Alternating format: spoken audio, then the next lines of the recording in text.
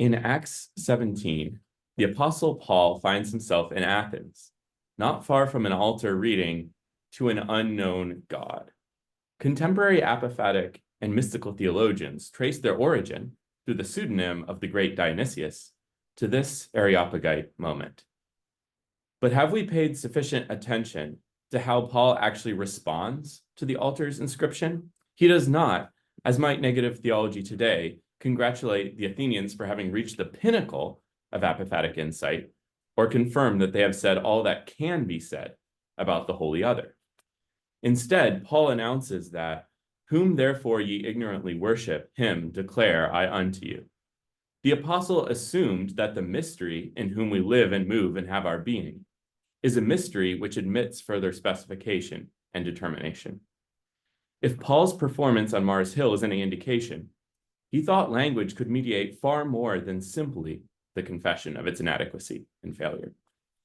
Theologically interpreted, Paul's approach shows that while abstract statements of divine transcendence and ineffability have their truth, they do not represent truth in its entirety.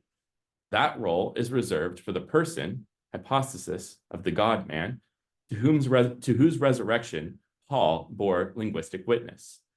Paul began at the altar of the unknown God, but he did not simply tarry there. This dissertation argues that our contemporaries have not always heeded this apostolic example.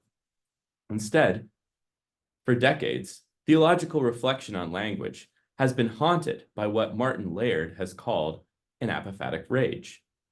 Judging from this literature, the assumption seems to be that the theological danger posed by modernity is that God has been turned into an object, reduced to a concept, and generally comprehended. In response, as Dennis Turner put it, we are all apophatic theologians now. But in the wake of Immanuel Kant, is there not another modernity posing an at least equally pressing danger?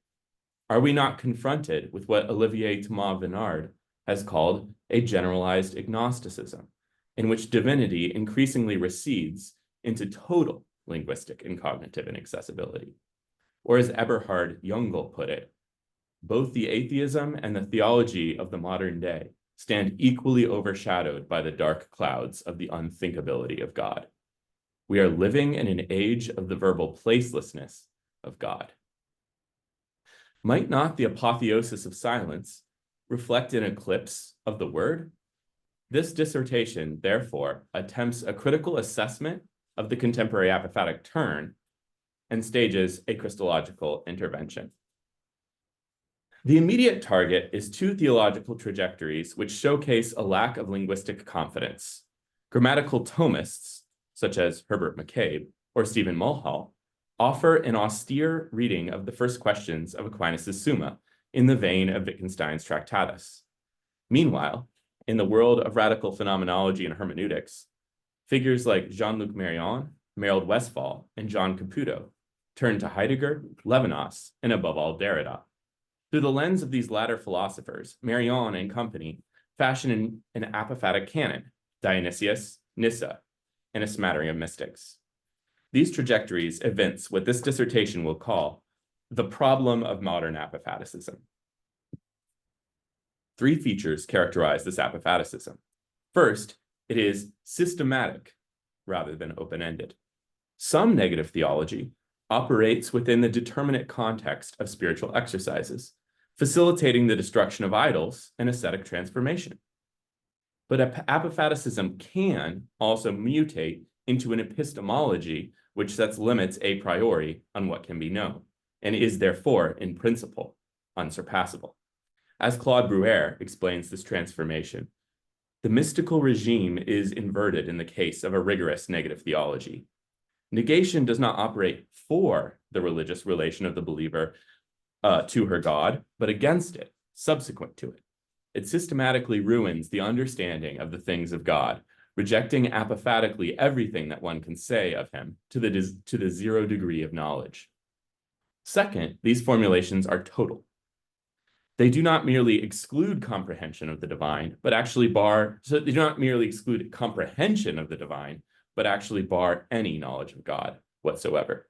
As Stephen Mulhall put it, Language is essentially incapable of putting us in touch with the reality of God, since he is utterly transcendent with respect to the world we users of language inhabit, and in relation to which our words attain and maintain whatever meaning or sense they possess.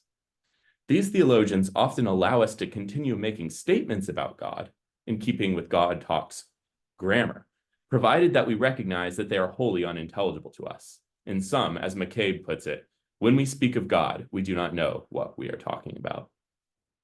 Third, there are no exception clauses for divine revelation or Christology. Modern apophaticism is regulative of Christian doctrine rather than vice versa. For modern apophaticism bases itself on allegedly a priori characteristics of human linguistic and cognitive functioning, such as its composition, discursivity, and ties to space and time, and definitional truths about God, such as simplicity, transcendence, and absoluteness. These limits clearly cannot be revised once set. Neither Scripture, nor the confession of the Trinity, nor the coming of Christ offer us any new knowledge or alleviate God's mysteriousness. As Simon Hewitt insists regarding these apparent disclosures, the God who is revealed is still the creator, and all the apophatic considerations remain operative. The grammatical constraints attaching to God talk, he adds, are operative over scriptural language and subsequent doctrine. Such a negative theology, I argue, has come unmoored, along with anthropology and the doctrine of God, from a broader and more capacious theology of language. Modern apophaticism has turned the creator-creature distinction into an a priori limit on human linguistic and cognitive capacities, in keeping with a flawed picture of divine transcendence as a quasi-spatial boundary. The result is an impermeable semantic barrier between God and creatures, which empties theological speech of all humanly accessible content. Such a barrier forecloses the possibility of revelation, along with any orthodox understanding of the hypostatic union. In other words, modern apophaticism, behind the more proximate influences of Wittgenstein, Derrida, and Heidegger, is Kantian in its logic and Nestorian in its implications. Only a theology of language firmly rooted in post-Chalcedonian Christology, I argue, can address these problems. The total and symmetrical interpenetration of divinity and humanity in the word's composite person is the condition of the possibility of genuine theological speech. We glimpse this Christology, of course, in the writings of Maximus the Confessor and John of Damascus, and in the canons of the Second Council of Constantinople. But it is also the upshot, I will argue, of the best contemporary French thought. The same divine human word can be heard echoing in the capacious reflections of Olivier Thomas Bernard and Jean-Louis Chrétien, whose writings transcend our apophatic rage and point to a more adequate linguistic turn in theology. Part one of this dissertation, The Apophatic Turn, a Theological Appraisal, operates primarily in a diagnostic or critical register. With telescoping focus, I stage a critique of the apophaticism which dominates contemporary theologies of language. At once a stance on linguistic and cognitive limits in things divine, and a model of transcendence, the rough consensus I identify as modern apophaticism renders theological speech impossible, with devastating implications for divine revelation and the incarnation. Chapter 1, To Whom Shall Language Turn? A Metaphysical and Theological Crossroads, supplies wide-angle context for understanding modern apophaticism by charting two broad trajectories within 20th century philosophy of language's so-called linguistic turn, or perhaps better, within this turn as received by contemporary philosophical theology. A first trajectory, suspicious of speculative metaphysics and vigilant about language's limits, emerges in the analytic tradition from Wittgenstein, and in the continental tradition from Derrida and key aspects of Heidegger's thought.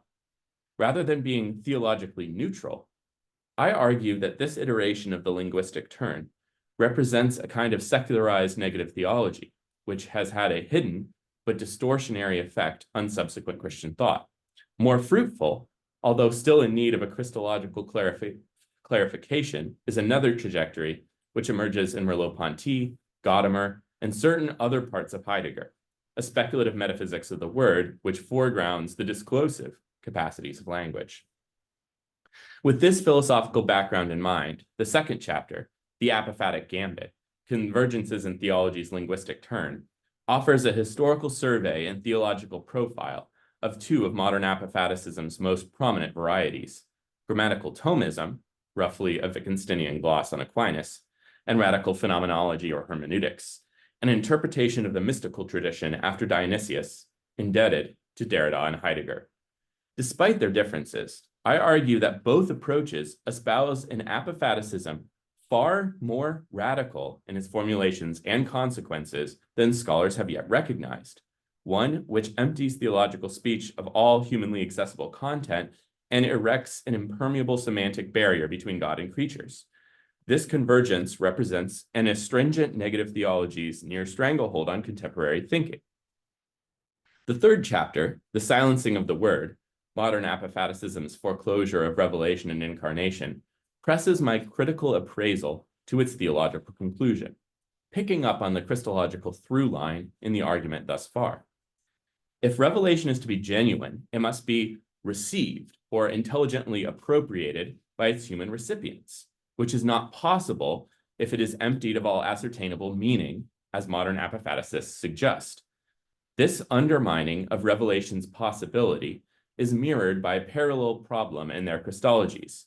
Divinity is grammatically predicated of Christ as something he has, but does not seem to deify or concretely interpenetrate his humanity. All this confirms that the semantic barrier erected by modern apophaticism's model of transcendence is Nestorian in its fundamental logic. Unlike the unitive Christology of later councils, to which this dissertation attempts to remain faithful, modern apophaticism leaves no path open for divine revelation or genuine incarnation. With this critique firmly in place, part 2 of the dissertation, an ampler arc, New Horizons in French Religious Thought, develops a constructive Christological alternative in dialogue with the work of Olivier Thomas Venard and Jean-Louis Chrétien. These underappreciated authors have been selected for several reasons. First, they illustrate capacious readings of the very figures championed by modern apophaticism, Aquinas and Dionysius, respectively. Second, the currency of these authors in radical Orthodox circles allows for an illustration of this dissertation's distinctive interpretation. Finally, they both face squarely the disjunctive tendencies of modern apophaticism and develop key aspects of an adequate Christological response. The fourth chapter, In Search of the Lost Word, the contribution of Olivier Thomas Venard, Friar's Gothic reading of Aquinas as a master of the arts of language, whose confidence in logos was underwritten by faith in the logos. Venard, facing ineffability's void and postmodernity's generalized agnosticism head-on, finds the angelic doctor an unbroken symbolic continuum spanning cosmos and Trinity. Crucially, however, this continuum is Christologically guaranteed by the incarnate word's assumption and, quote, magnetization of speech. Lingering tensions in Venard's synthesis allow for an exploration of the limitations of Thomistic analogy and the exclusive reliance on metaphor. The dissertation closes with an imminent critique of negative theology, silence and the arc of speech, the linguistic legacy of Jean-Louis Chrétien. The French poet and man of letters demonstrates that the postmodern regard for silence and excess, which animate modern apophaticism, are best sheltered by linguistic audacity instead. Chrétien shows that a silence which is not promised to speech's arc, like the silence of the Platonists, or some silences of the Platonists in any case, proves less hospitable than the word and his polyphonic choir, the mystical body. For Chrétien, the only site where finite languages collapse in the face of transcendence can be said without contradiction is the very place where its finitude is overcome, the hypostatic union and our ecclesial inclusion therein. Our words are incorporated into the word, the speech that goes from God to God, and so forever sheltered within the linguistic arc that resonates in the silence of the Father.